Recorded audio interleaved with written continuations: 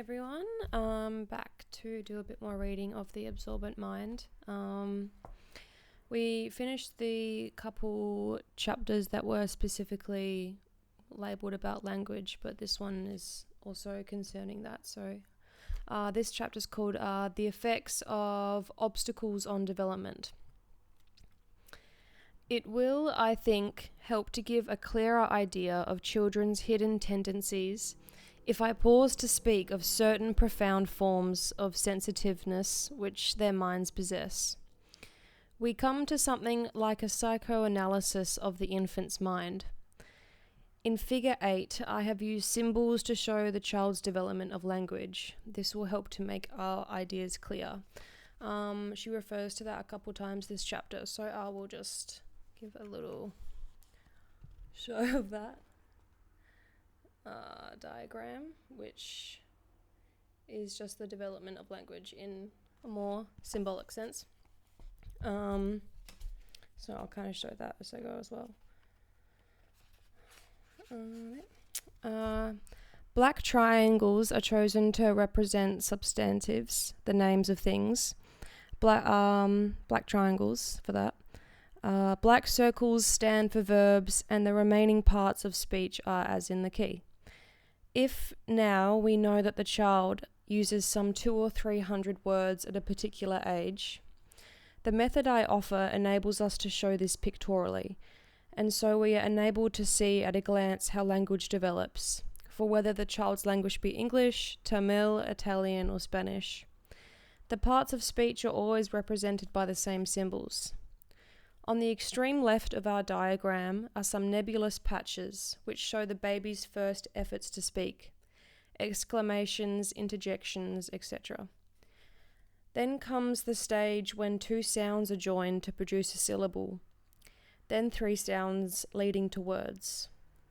Later still, towards the right-hand side of the diagram, we see various groups of words. These consist of certain nouns often used by the child, and then comes phrases of 2 words each, phrases which have a diffused meaning, each word standing for many. Soon after this immense explosion occurs, in which a multitude of new words comes into use, I have shown the actual number estimated by psychologists. Does that say it here? Not particularly, but I'll just show that diagram again to kind of show the nebulous kind of beginnings at the start, where it's all kind of yet to be categorized and separated into different sounds and kinds of words, and then you can see it going along, becoming more structured until there's the massive big explosion. So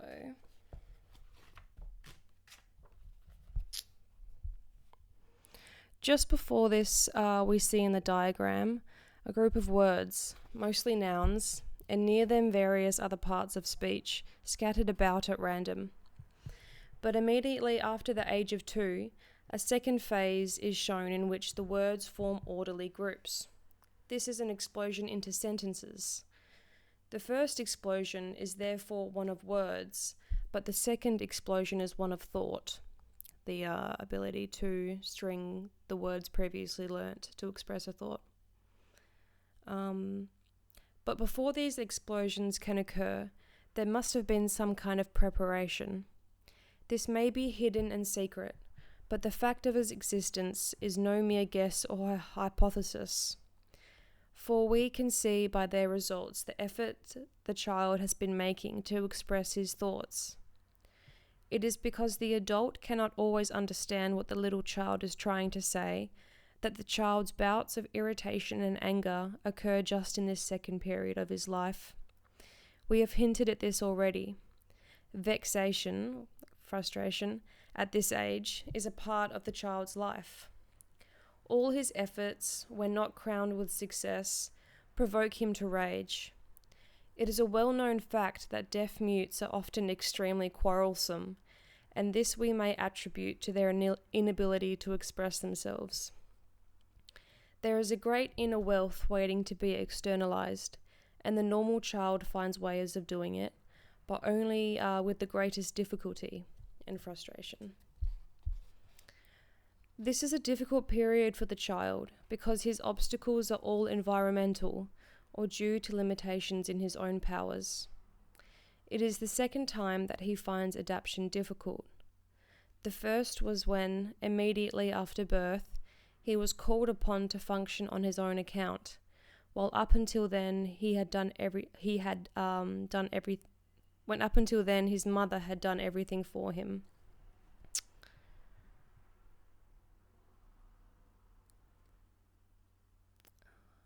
We saw then how the child's shock at birth, the mental traumata and regressions due to it, threaten him in the absence of adequate care and understanding. Traumata.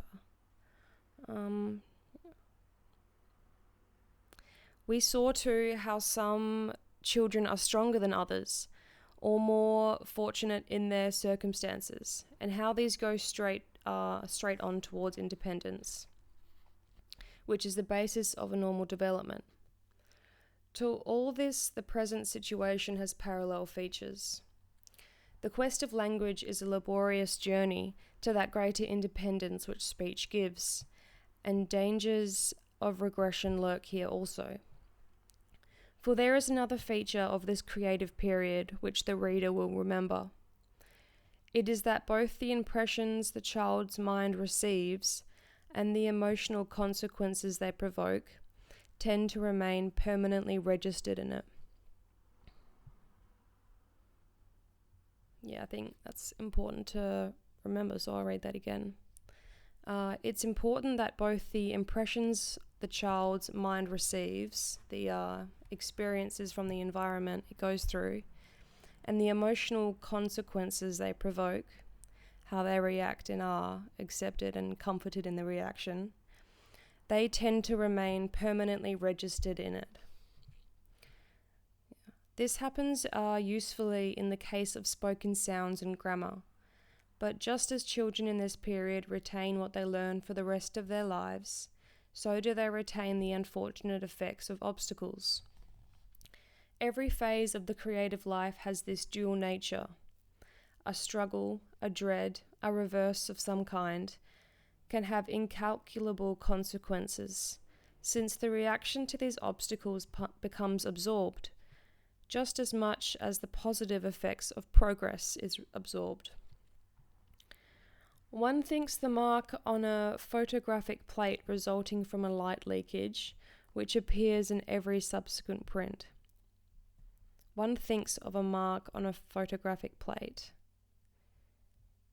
which appears in every print that is then used on that plate. So in this period, we not only have the development of character to be normally expected, but certain malformations or deviations of personality may also be formed, which become serious at later stages of growth. Both walking and talking are established in this very formative period. It extends beyond 2.5, but its intensity and fertility then begin to diminish. But just as these powers continue to grow and develop, so also do the defects and difficulties which have had their origin in the same period. In fact, it is a commonplace of psychoanalysis that most of the mental disturbances of adult life are traceable to these early years.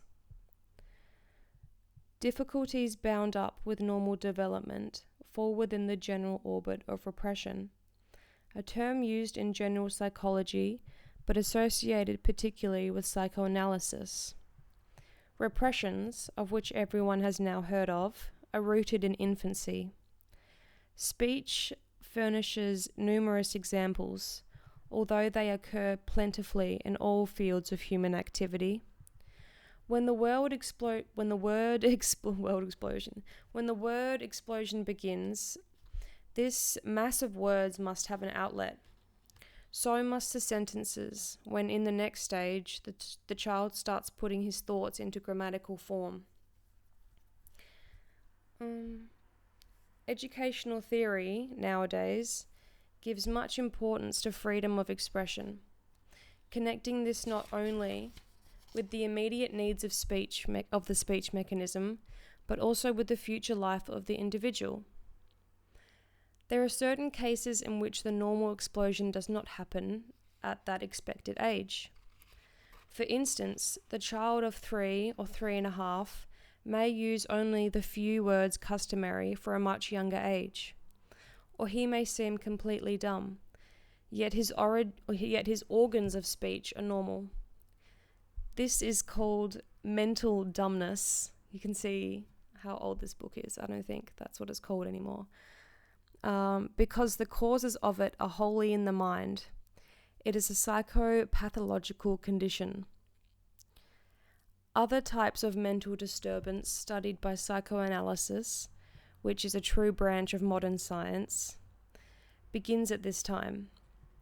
The dumbness may depart all of a sudden, as if by a miracle. The child unexpectedly starts talking well and composedly, and with a perfect regard for grammar.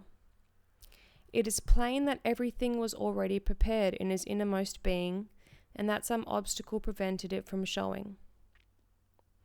In our schools, we have had children of 3 and 4 who have never been able to speak. They have never even used the fusive words uttered by children of 2, which was that example of mappa, which we read in the last chapter of Mummy, I want some supper, all being condensed into mappa.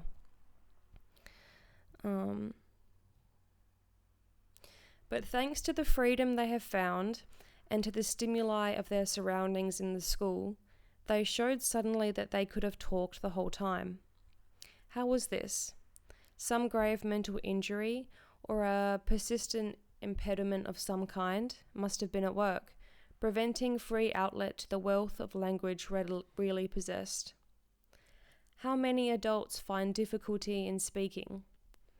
They do it only with great effort, and as if wondering all the time what to say.